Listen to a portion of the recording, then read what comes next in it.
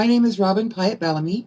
I am not with a group. I am a professional paranormal researcher. I was with a group before and decided I wanted to do this full time.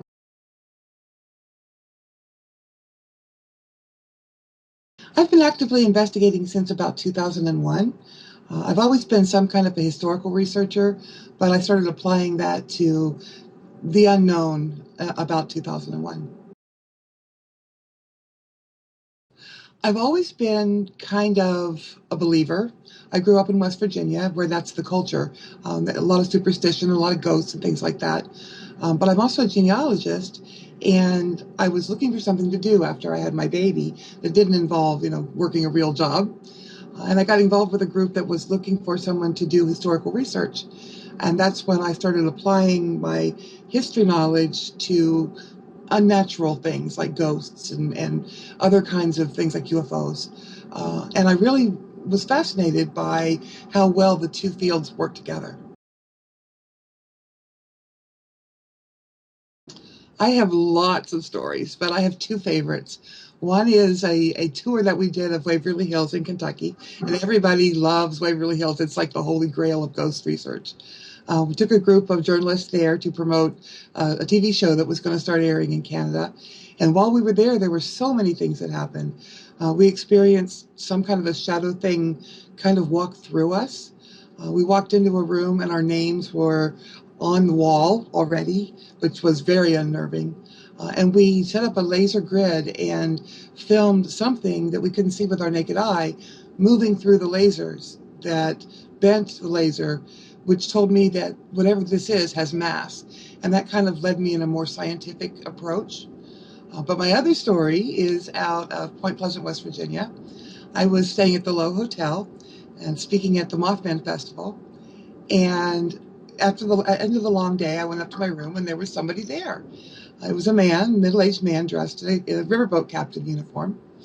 And I figured that since I knew the hosts, they were probably pulling a prank. So I said, "What are you doing in my room?" And he said, "Well, I'm watching for the ship." And I said, "What ship? When is it supposed to come in?" And he says, "Oh, it's supposed to be here at 9 o'clock." And I said, "Who are you?" And he said, "I'm Captain Jim." And about that time, I realized that he was standing kind of behind the arm of a chair, and I couldn't see any legs. So I started backing up to get to my camera, and I reached around and I grabbed my camera and I turned back, and he was gone. And I was completely freaked out. It takes a lot to freak me out, but this was so sudden and so unexpected. It really did. So I went downstairs, and I was telling the owner of the hotel, and we were having a good laugh, and she called around. And there was no ships due to be docked in below the hotel that day or the next day. So we all just kind of decided I was tired, and I went to bed. And the next morning, when we got up, there was, in fact, a ship docked at the amphitheater right below my window. And that really, really changed my belief system. I had always thought that ghosts were like wispy things, but they really actually look more like living people than I ever realized. I don't think I've been on as many as some of the other folks around. I tend to do long-term research, probably in 12, 13 years, maybe 100. I have a couple of projects that are years long. We go back to the same place over and over a course of years. One of them is a native reservation, and we go back there regularly to try to investigate what's happening there.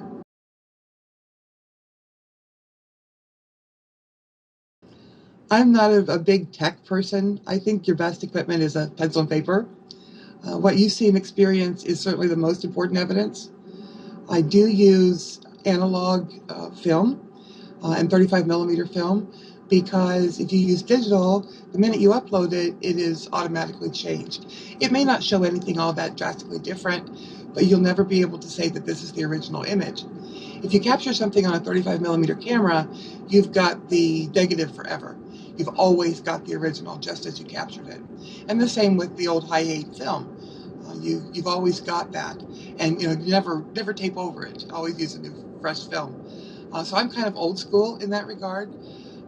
I do like night vision things, but I'm not into like K2 meters or anything like that. Persinger's experiments about EMF showed that EMF affects how a person's brain works, not how it affects ghostly things. So the whole idea of EMF on an investigation is really pretty foreign to me, so I don't use any of those kind of gadgets.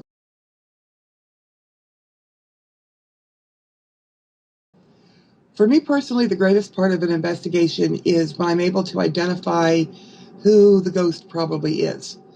It's kind of like profiling, criminal profiling, when you take their behaviors and the things that they say and what they're wearing and try to discover who that person was when they were living. And I really, really get a lot of satisfaction from that.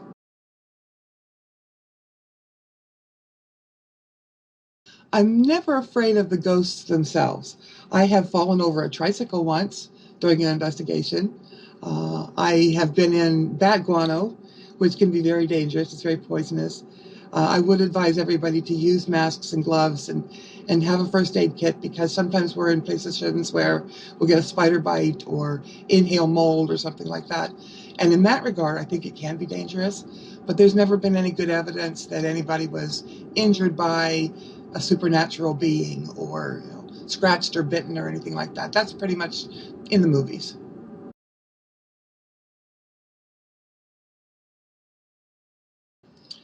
My first tip for anybody going into this field is that you're never going to make any money at it. A lot of people go in thinking, oh, I'm going to be a big star. I'm going to find a discovery that's going to make me rich. It's not going to happen. Even the big stars aren't paid all that much. So my best advice would be to focus on what you are going to personally get from this. If you're looking for proof, then focus on the proof. If you're looking for excitement, then focus on the excitement. And don't try to do everything. Try to find what it is that satisfies you and do that rather than try to please everybody. I have a bit of history with a Ouija board. I used one as an older teenager and was very, very frightened, but I think it was probably more in my mind than anything supernatural.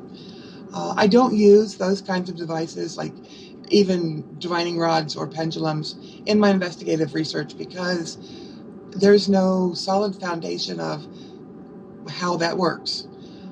I think they're excellent in investigating things like psychic phenomena, but I don't think that they have a lot of helpful information for ghost research per se. I think it's more about how that kind of equipment interacts with a person rather than how it interacts with the other side, if you will.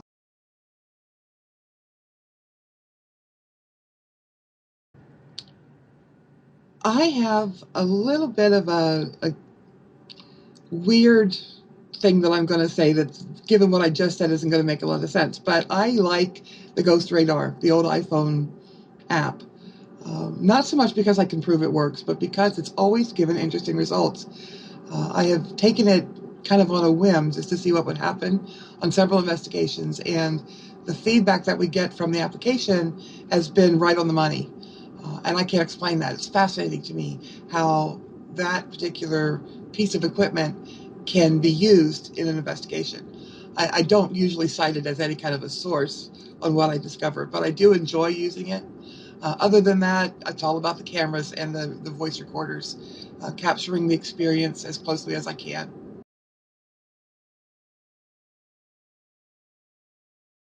The worst thing I've ever come across is probably at Waverly Hills. I did not feel comfortable there in large part. And one of the things that happened was this: we saw this big black mass coming at us, and then we literally felt it going through us. And I didn't have any kind of good explanation for that. And anything that I can't explain even a little bit, I find very uncomfortable. So I would say that's probably the scariest thing that I've ever encountered. I tend to not get scared easily, but that one really did it.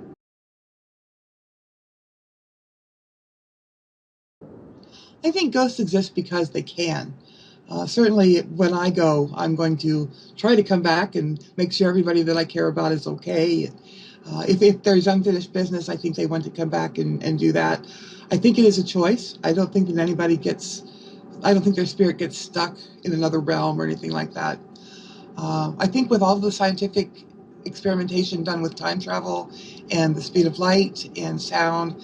I think that there will eventually be a point where we can explain how the soul is tangible and can come back. I'm just not sure at this point how that happens, just that it does.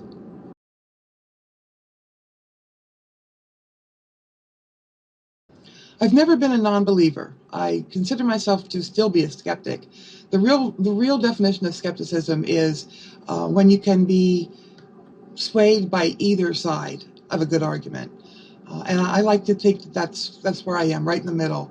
If you show me something and it's got a good explanation behind it, I tend to believe it. If you show me something that doesn't have a good explanation, that's when I sort of become the non-believer.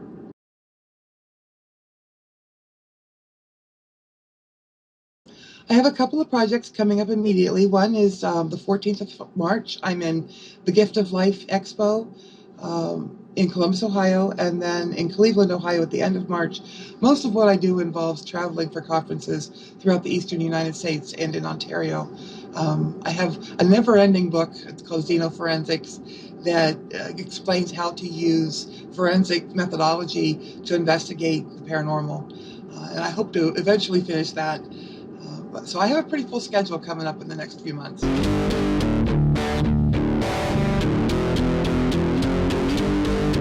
White Isles, Cleveland.